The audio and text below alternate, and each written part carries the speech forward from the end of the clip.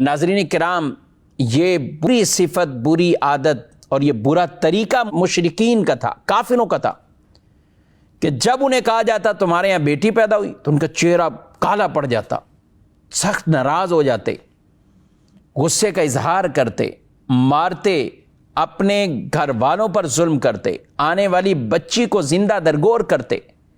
یہ زمانہ جاہلیت میں طرح طرح کے یہ معاملات رائج تھے۔ کوئی کنویں میں پھینک رہا ہے، کوئی معاذ اللہ ذبح کرنے میں، اللہ اکبر۔ جی ہاں، آج انسان سنتا ہے اور سن کر کانپ جاتا ہے کہ کیسے لوگ تھے، کس طرح کی جاہلیت میں تھے کہ اپنی بیٹیوں کے ساتھ یہ معاملات کر دیتے تھے۔ تو وہ کسی طرح بھی بیٹی ہونا پسند نہیں کرتے تھے۔ اور آج بھی مسلمانوں کے اندر بھی، جی مسلمانوں میں بھی بعض خاندان میں یا گھر والوں میں یا بعض لوگ اس مرض میں مبتلا ہیں کہ وہ پسند نہیں کرتے، بلکہ ان کو بھی بتایا جائے تو وہ افسوس کا اظہار کرتے ہیں، روتے ہیں اس کے اوپر باقاعدہ۔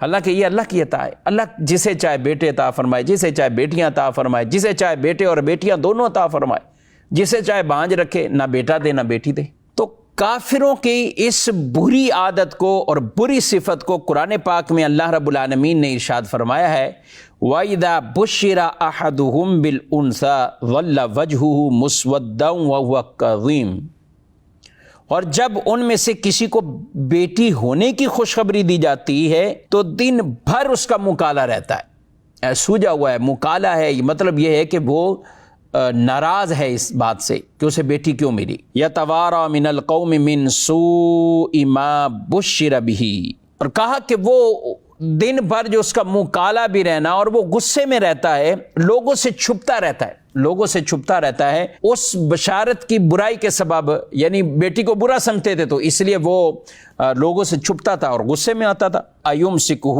علی ہون ام یدسہ فی التراب الا ساء ما یحکمون، تو فرمایا گیا کہ اب کیا یہ اسے ذلت کے ساتھ رکھے گا یا اسے مٹی میں دبا دے گا۔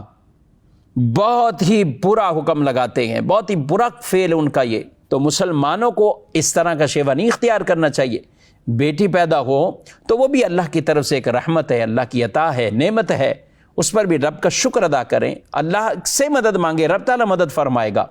لیکن ہرگز ایسا انداز نہ اپنایا جائے کہ اللہ کی اس عطا پر آدمی گویا کہ ناراضگی کا اظہار کر رہا ہو، معاذ اللہ ثم معاذ اللہ۔ حالانکہ روایت میں فرمایا گیا بیٹی پیدا ہو تو فرشتے آ کر مبارکباد دیتے ہیں، گھر والوں کو خوشخبری اور مبارکباد فرشتے دیتے ہیں۔ اور یہ بھی کہا گیا کہ ایک کمزور لڑکی ایک کمزور عورت سے پیدا ہوئی، یعنی عورت سے آگے بچی پیدا ہوئی، کہا کہ جو اس کی کفالت کرے گا قیامت کے دن اللہ اس کی مدد فرمائے گا، اس کی مدد کی جائے گی جو اس کی کفالت کرے گا۔ اللہ پاک نے ان بیٹیوں کو، اور یوں سمجھیں کہ عورتوں کو، کتنا بڑا یہ مقام اور مرتبہ عطا فرمایا، سبحان اللہ۔ ان کی شانوں کو بیان کیا ہے، اور یہ دین اسلام کی ہی تعلیم ہے کہ جس نے واقعی عورت کے کما حق ہو پورے حقوق بیان کر دیے۔